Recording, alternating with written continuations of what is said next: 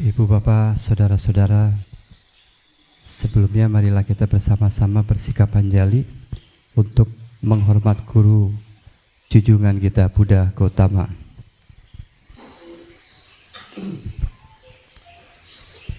Namo tassa bhagavato arahato samma sambuddhassa. Namo tassa bhagavato arahato samma sambuddhassa. Namo tassa bhagavato arahato samma sambuddhassa. Utanawato satimato suci kammassa nisammakarino sanyatassa cadama jiwino apamatassa yoso biwadati. Orang yang penuh semangat, selalu sadar, murni dalam perbuatan, memiliki pengendalian diri, hidup sesuai dengan dhamma dan selalu waspada, maka kebahagiaannya akan bertambah. Dhammapada Apamadawaka 2 Syair 24. Baik, selamat pagi kepada ibu bapak, saudara-saudara, Rama-Ramani yang berbahagia. Pada hari ini saya kembali untuk sharing Dhamma setelah semalam mungkin ibu bapak, saudara-saudara yang sudah mengikuti SPD, ya tentunya saya berharap tidak bosan untuk bersama-sama kita belajar dan mendalami Dhamma demi menambah keyakinan kita kepada Buddha Dhamma. Ya. Makna tema yang saya akan sampaikan yaitu mengenai memaknai Waisak dengan keteladanan Buddha. Tentunya ibu bapak, saudara-saudari semua sudah mengetahui bahwasanya sebentar lagi kita akan menyambut hari yang sangat kita tunggu-tunggu, khususnya umat Buddha, hari yang terbesar yang biasa kita peringati, yaitu tidak lain dan tidak bukan mengenai Waisak. Tentunya hal ini saya berharap kita semua sebagai umat Buddha akan mengetahui makna dari perayaan Waisak itu sendiri, di mana kita akan mengangkat yaitu keteladanan apa saja yang kita bisa ikuti, yang kita bisa lakukan di dalam kehidupan sehari-hari sesuai dengan Buddha Gautama. Ya, nah, apa itu Waisak? Saya yakin Bapak Ibu semua sudah mengetahui. Untuk memperingati 3 hal peristiwa yang penting. Tapi saya tidak akan membahas 3 peristiwa ini mengenai kelahiran, ya, mengenai Pangeran Siddhartha, ya, di mana Pangeran Siddhartha lahir, kemudian mencapai penerangan sempurna dan parinibbana. Ya, saya akan membawakan atau membahas apakah momen refleksi untuk mengenang dan meneladani Buddha itu sendiri. Tetapi fokus yang akan kita perhatikan adalah apakah yang bisa kita pelajari dari kehidupan Buddha untuk kita terapkan di masa sekarang. Apakah masih relevan ajaran-ajaran Buddha untuk kita terapkan di zaman yang mungkin dikatakan modern saat ini? Nah, ibu bapak, saudara-saudara, mengapa keteladanan ini penting dalam kehidupan kita? Saya yakin ibu bapak saudara akan mengetahui teladan. Apa maknanya teladan? Dan hal inilah yang mungkin kita akan lakukan, contoh-contoh yang sudah Buddha lakukan. Apa yang Buddha lakukan? Tentunya sudah diajarkan oleh beliau. Demikian pula apa yang Buddha ajarkan kepada kita semua, Buddha sudah lakukan. Nah, inilah yang akan kita ikuti bersama-sama, keteladanan apa saja yang semestinya kita sebagai umat Buddha lakukan bersama-sama. Buddha sebagai tokoh spiritual, di mana moral yang lebih diutamakan, sila perilaku yang Buddha angkat kepada kita semua untuk bisa menerapkan di dalam kehidupan kita sehari-hari. Tujuan sharing hari ini, saya berharap, ya kembali saya katakan, marilah kita gali keteladanan Buddha dan relevansinya hingga saat ini. Mungkin kita perlu tahu apakah masih relevan yang tadi saya katakan, ya. Sekali lagi, yuk mari kita bersama-sama apa yang kita bisa pelajari dan kita terapkan di dalam kehidupan sehari-hari.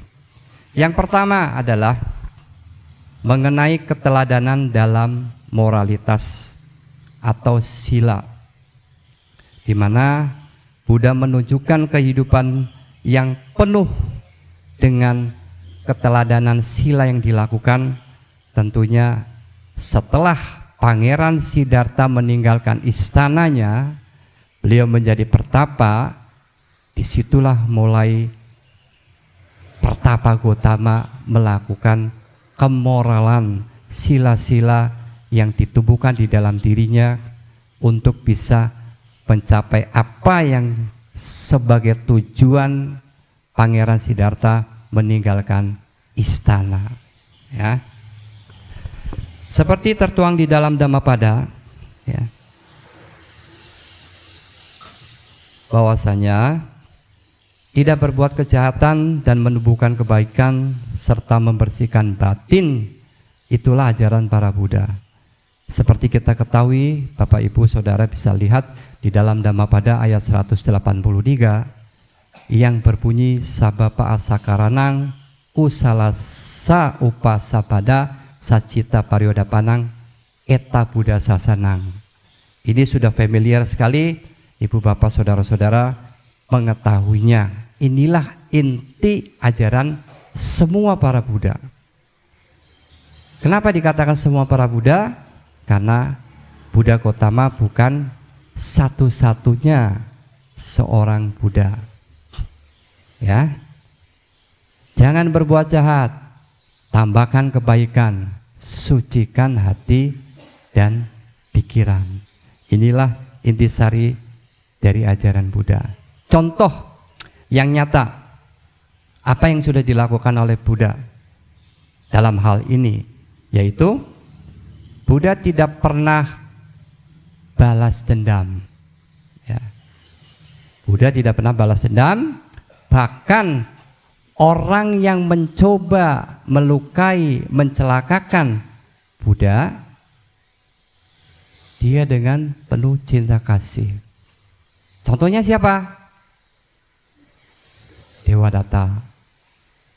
Selain Devadatta ada lagi nggak yang Ibu Bapak tahu? Selain Devadatta ada Cinca. Setelah Cinca ada lagi? Ada lagi nggak? Banyak, ya. Nah, inilah yang Buddha lakukan, ya. Meskipun beliau juga dilukai oleh Devadatta, beliau tetap mencintainya, menyayanginya, penuh dengan belas kasih. Bahkan Devadatta diajak menjadi biku. Meskipun saat menjadi biku pula, Devadatta masih memiliki iri hati, ya kan? Nah, itu contoh yang nyata. Nah, di dalam makna Waisak ini, apa yang perlu kita ketahui? Apa yang perlu kita lakukan? Ya, ambillah suatu momen di mana kita bisa mengintrospeksi diri kita dan memperbaiki perilaku kita di dalam kehidupan sehari-hari. Tentunya kita bisa meningkatkan kemoralan kita, sila kita, dengan melakukan minimal sebagai umat Buddha, kita bertekad melatih diri melaksanakan Pancasila Buddhis. Nah, inilah yang perlu kita maknai dari Waisak. Apakah hal itu merupakan masih relevansi di dalam kehidupan sekarang? Tentu ya, hal ini menjadi pribadi yang tidak mudah supaya kita tidak tersulut emosi di era media sosial, bahkan kita gampang terpengaruh apa yang kita lihat, kita baca di medsos ya ataupun di WA. Kita jangan lebih mudah terbawa pancing untuk kemarahan yang timbul di dalam diri kita. Apapun yang terjadi, berpikirlah positif. Berpikirlah bahwa karma buruk kita mungkin saat ini sedang berbuah. Artinya kita juga bisa berharap atau menganggap di dalam pikiran kita, wah, karma buruk saya sudah berbuah, sudah berkurang satu. Jangan begitu ada sesuatu yang tidak menyenangkan hati kita, kemudian kita timbul rasa benci, kita marah, kemudian kita balas-balasan, sampai tidak ada habisnya nanti kita berbalas-balasan. Ya. Dan keteladanan yang kedua, Ibu Bapak, Saudara-saudara, yaitu tidak lain tidak bukan mengenai welas asih, menumbuhkan karuna di dalam diri kita. Apa yang sudah Buddha lakukan? Tentunya Buddha mengajarkan kepada bukan hanya manusia, tetapi semua makhluk hidup. Oleh karena itu, kita selalu mengungkapkan Sabbe Satta Bhavantu Sukhitata. Itulah yang diajarkan oleh Buddha. Jangan kita selalu setiap saat, setiap kali setelah melakukan meditasi, setelah tutup puja bakti, mengucapkan bersama-sama Sabbe Satta Bhavantu Sukhitata, tapi tetap merasakan atau mempunyai rasa dendam, benci kepada orang lain. Nah, inilah yang perlu kita sadari, di mana juga dikutip di dalam Karaniya-metta Sutta yang kita tadi membacanya ya, Karaniya-metta Sutta ya. Apa yang disampaikan di dalam sutta ini? Yaitu sebagaimana seorang ibu mempertaruhkan jiwanya kepada anaknya yang tunggal, begitulah yang harus kita lakukan, cinta kasih kepada semua orang, semua makhluk. Intinya adalah di mana kita bisa menumbuhkan karuna ini, belas kasih ini, welas asih yang bisa kita tumbuhkan untuk bisa mengembangkan parami yang kita bisa sempurnakan sebagai tujuan kehidupan kita, yaitu mencapai nibbana. Tanpa melaksanakan hal ini sangat jauh sekali. Kita melakukan pun masih jauh nibbana itu di angan-angan kita. Ya, minimal kita masuk surga, betul? Ya, betul. Siapa yang mau ingin masuk surga? Ada nggak? Coba tunjuk tangan. Tapi ada candaan, kalau berbalik bertanya, ya sudah silakan duluan. Nggak ada yang mau, iya kan? Begitu, ya. Nah, contoh nyata apa yang Buddha lakukan saat kehidupan beliau? Karuna apa yang ditumbuhkan oleh Buddha kepada yang lainnya, yaitu Buddha menyelamatkan sosok yang bernama Ahimsaka yang kita kenal dengan nama Anggulimala. Beliau diselamatkan dari rasa kebencian karena beliau dikenal sebagai seorang penyamun. Tahu ceritanya ya? Karena kalau saya ceritakan lagi panjang. Intinya adalah Buddha menerapkan karuna welas asih kepada orang lain, kepada makhluk lain. Di sini contohnya Anggulimala. Banyak yang dibantu oleh Sang Buddha saat itu, termasuk anak kecil yang berusia 7 tahun, yang seorang tinggal bersama ayahnya, kemudian ibu tiri ya, kalau nggak salah ya, betul nggak? Ya, disiksa, terus diikat di dalam kuburan, beliau selamatkan juga. Iya kan? Ada yang tahu? Kalau tidak tahu nanti nanya Ibu Yanti, ya. Nah, itulah contoh-contoh nyata yang beliau lakukan. Sekali lagi, apa yang Buddha katakan, yang diberikan kepada kita ajaran-ajarannya, Buddha sudah lakukan. Demikian pula sebaliknya, apa yang Buddha lakukan tentunya diajarkan kepada kita semua. Nah, apa makna dari Waisak dalam hal ini? Yaitu kita harus selalu menebarkan kasih sayang tanpa pamrih, di mana kasih sayang ini perlu kita tumbuhkan bersama-sama.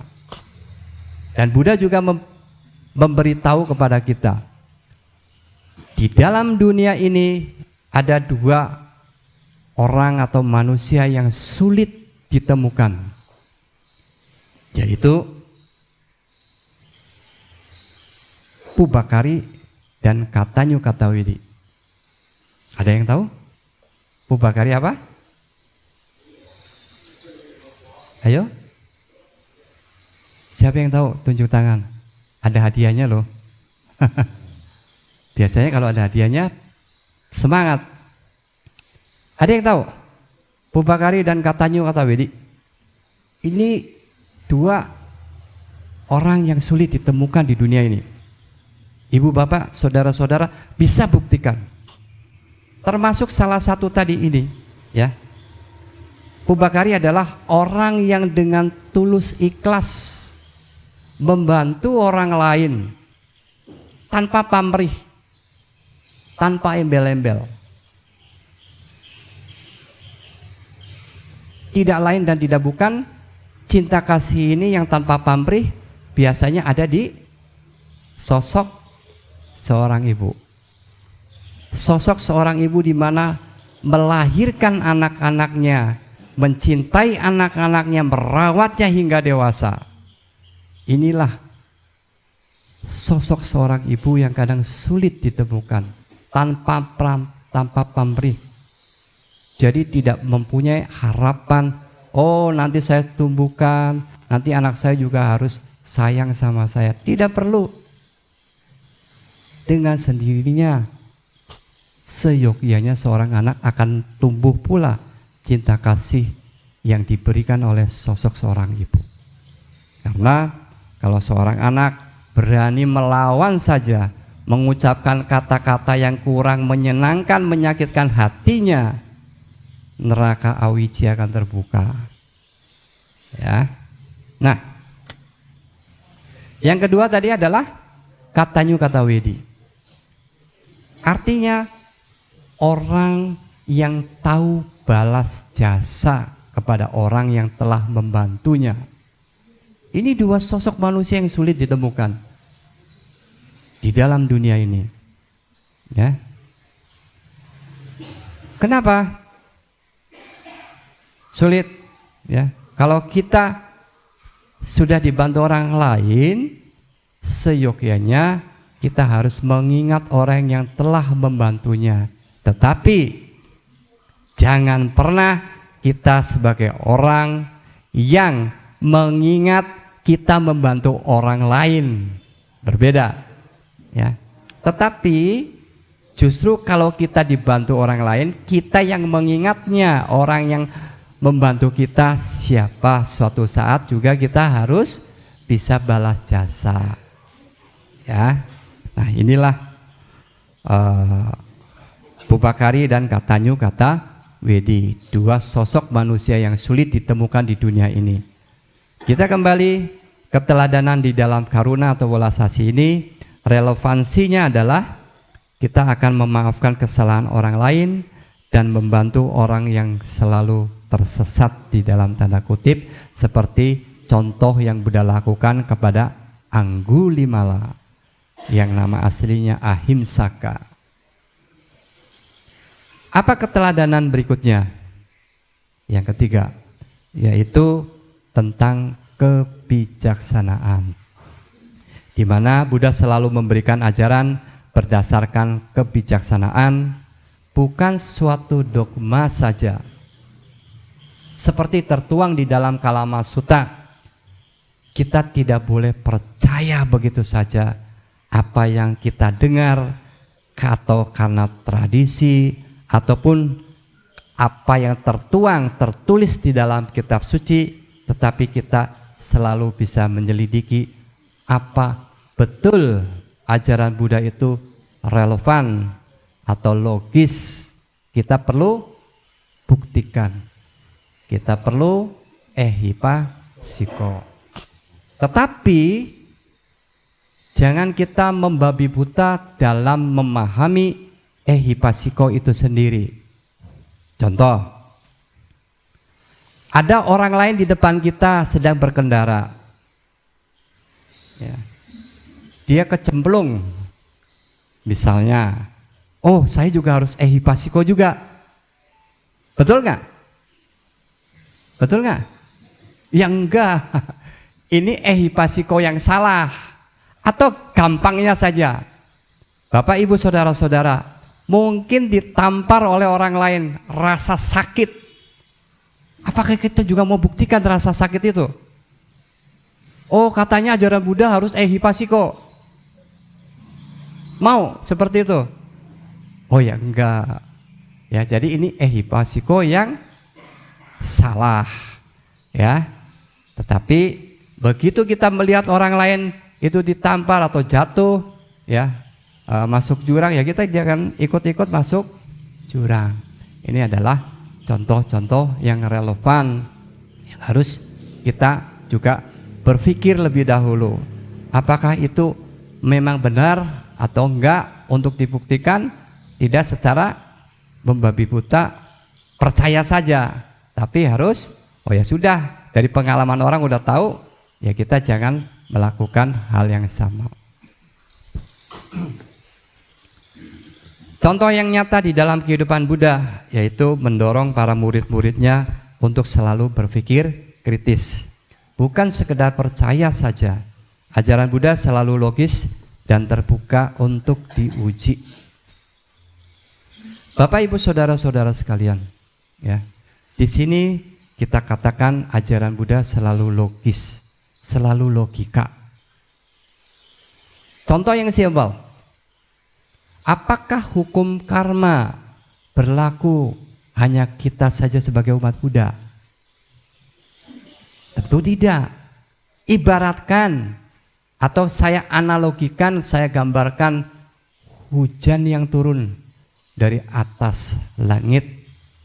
Apakah hujan menentukan seorang yang kaya saja yang gak kehujanan? Atau orang miskin saja? Atau orang yang gak mampu yang harus kena hujan? Demikian pula hukum karma. Tua, muda, anak kecil dan lain sebagainya, semua sama. Tanpa pandang bulu, hukum karma ini berlaku. Logis atau tidak? Nah inilah ajaran-ajaran Buddha yang menghantarkan kita untuk bisa membuka hati dan mata kita. Banyak ajaran Buddha yang kita katakan logika, logis. Apalagi yang lain? Misalnya, selain hukum karma, Yang semalam juga saya sudah sampaikan, yaitu hukum atau Bante sebelumnya juga sampaikan, yaitu hukum ketidakkekalan, anicca. Apakah anicca hanya milik kita juga sebagai umat Buddha? Tidak. Anicca berlaku kepada siapa saja, yang non-Buddhis pun mengalaminya. Nah, inilah ajaran Buddha yang logis, yang harusnya kita lestarikan, kita sampaikan kepada anak-anak cucu kita, bahwa agama Buddha real, tidak bisa dibantah oleh siapapun, karena bisa terbukti di dalam kehidupan kita, gampang memberikan contohnya. Ya, sangat sayang sekali kalau anak cucu kita tidak mengikuti apa yang kita yakini sebagai umat Buddha. Betul tidak? Ya, betul.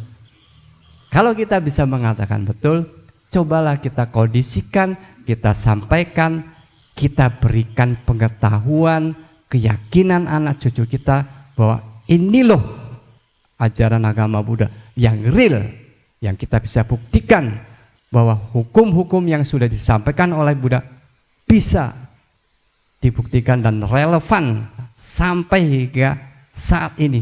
Meskipun 2500 tahun lebih Buddha sampaikan, tapi masih relevan. Ya.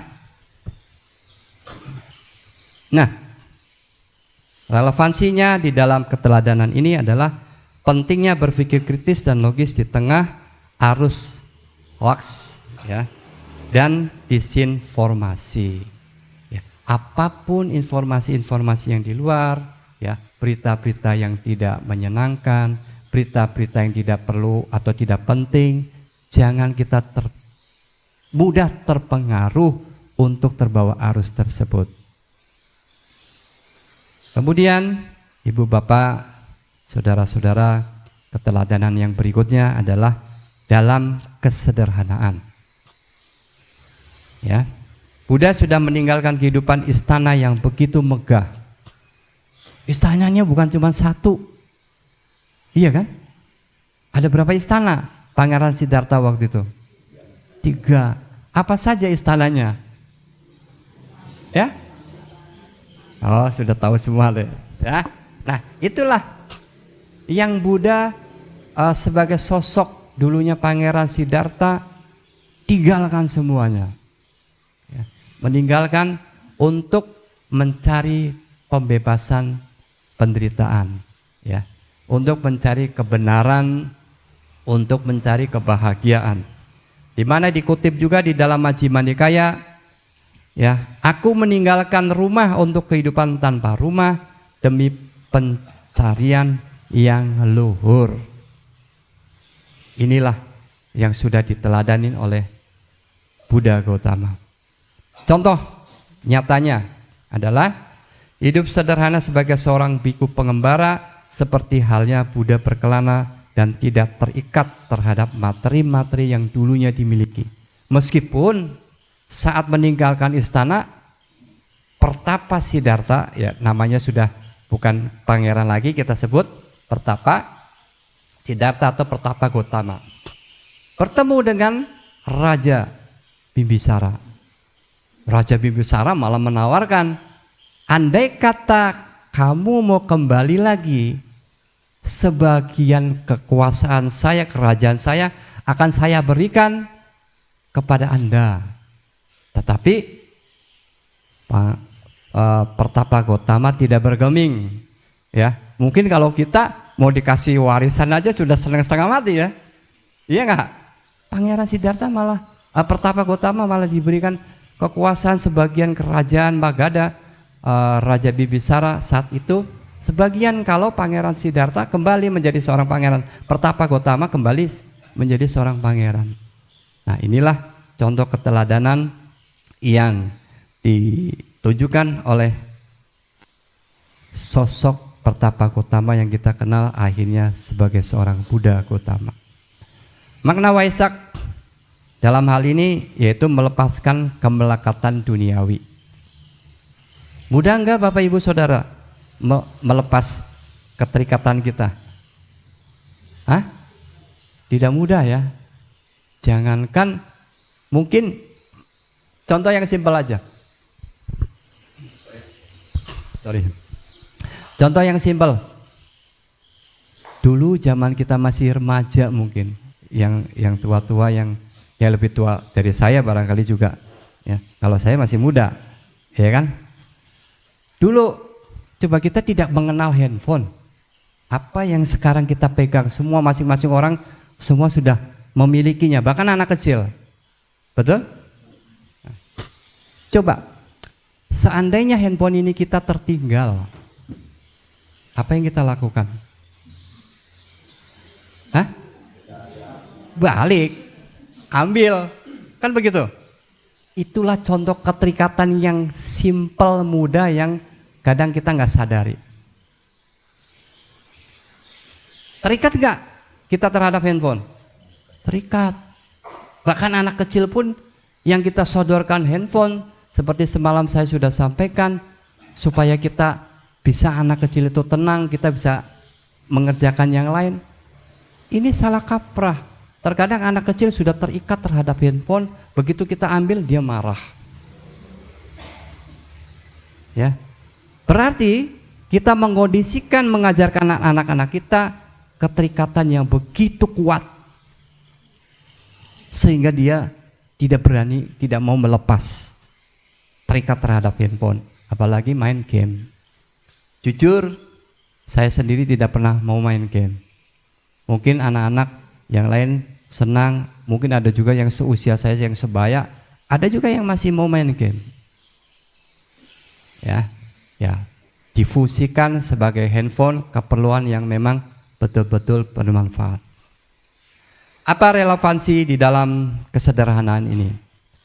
Yaitu gaya hidup yang minimalis, mengurangi ketergantungan pada materi, atau tidak dikendalikan oleh konsumerisme. Yaitu semalam juga sudah saya sampaikan, kita sebagai seorang yang selalu konsumtif, tidak tahu membedakan antara kebutuhan dan keinginan.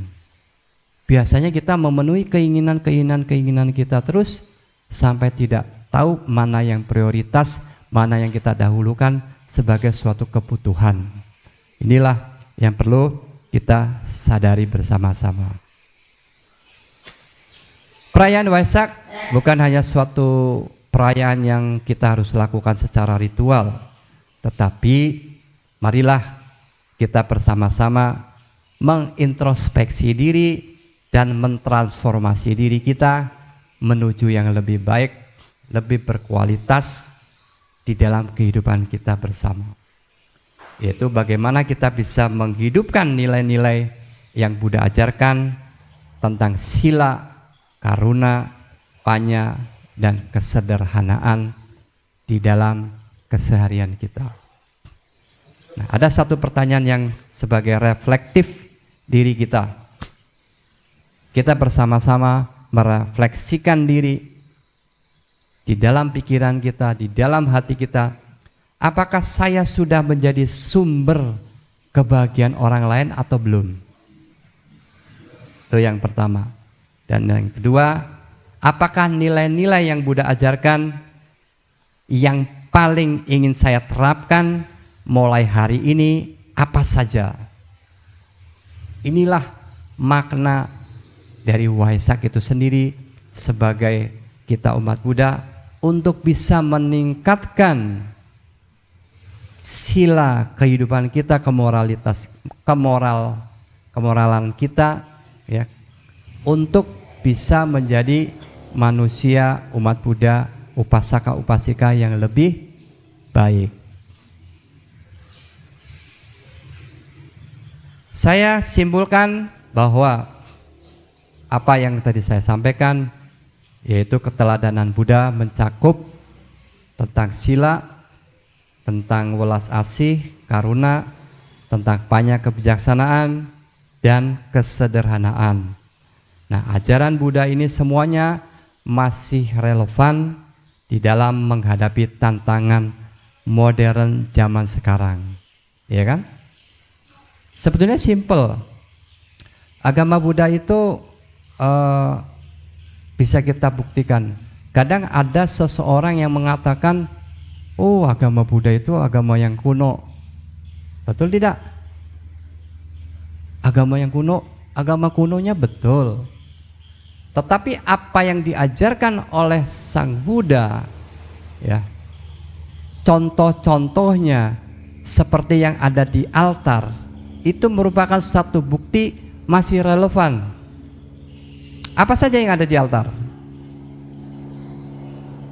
Ada air, simbolnya, ada lilin, ada bunga. Kalau ini bukan bunga yang ini ya, jangan dilihat bunga yang ini, tetapi bunga yang asli. Kemudian apa lagi? Air, hio, ya, atau dupa, lilin, bunga. Satu lagi, buah. Apakah itu tidak relevan dalam kehidupan sekarang? Makna itu masih relevan nggak? Masih. Meskipun kuno mengajarkan, oh Buddha ngasih tahu, oh lambang bunga apa? Ketidakkekalan, anicca. Masih relevan kan? Kemudian air, Buddha, apa arti air? Buddha mengajarkan lambang dari ini apa? Ajaran Buddha. Supaya sifat air apa sih? Ya, sifat air selalu mengalir ke bawah, menempati ruang yang kosong. Apa maknanya untuk diri kita? Jadilah orang yang rendah hati, tidak sombong. Begitu kita memasuki ruang dhammasala juga demikian kita diajarkan. Kita wajib untuk menghormat, minimal bersikap anjali. Kalau memang bisa melakukan namaskara lebih baik. Untuk apa maknanya? Supaya kita diingatkan untuk bisa rendah hati, tidak sombong. Itu maknanya air. Demikian pula yang lain. Satu persatu. Apalagi tadi? Lilin. Apa lambang lilin? Penerangan. Maksudnya apa penerangannya di sini? Di dalam Buddhism. Dhamma sebagai penerang hidup. Penerangan hati. Penerangan pemikiran. Cahaya supaya kita lebih semangat di dalam melaksanakan Dhamma. Ada bendera Buddhis yang memaknai semuanya juga ada. Kemudian hio, dupa. Maknanya apa? Semua memiliki makna. Nama harum. Begitu kan? Kalau kita selalu berbuat baik kepada orang lain, oh nama harum kita tidak akan terhembus oleh angin, melawan arus angin. Demikian yang kita kenal tokoh-tokoh, meskipun orangnya sudah meninggal, tapi kebaikannya akan selalu kita kenang. Contohnya siapa? Ya guru kita juga, salah satunya. Kemudian di dalam kehidupan sekarang siapa? Misalnya, contoh yang mutlak yang kita ketahui, misalnya kita kenal dengan Abdurrahman Wahid. Siapa? Abdurrahman Wahid, Gus Dur. Kebaikan beliau yang bisa menyelamatkan mungkin kita semua kaum Tionghoa. Kemudian kita bisa merayakan kembali Imlek dan bahkan ya menjadi sebagai hari nasional, hari libur. Nah itulah kebaikan-kebaikan beliau meskipun orangnya sudah tidak ada, tapi kebaikannya akan dikenang oleh semua seluruh dunia. Ya. Nah, marilah kita praktikkan nilai-nilai luhur ini di dalam kehidupan kita sehari-hari. Ya. Nah, semoga Waisak ini menjadi awal perubahan untuk menuju kedamaian sejati. Jadikanlah diri kita masing-masing sebagai cahaya bagi dunia. Terima kasih. Semoga apa yang saya sampaikan bermanfaat bagi Bapak Ibu Saudara semua, untuk bisa kita bersama-sama sekali lagi melaksanakan ajaran-ajaran yang sudah Buddha sampaikan di dalam kehidupan kita sehari-hari. Mari kita bersama-sama memaknai Waisak ini dengan perubahan-perubahan diri menuju yang lebih baik. Terima kasih atas perhatiannya. Suki Hontu, Namo Buddhaya.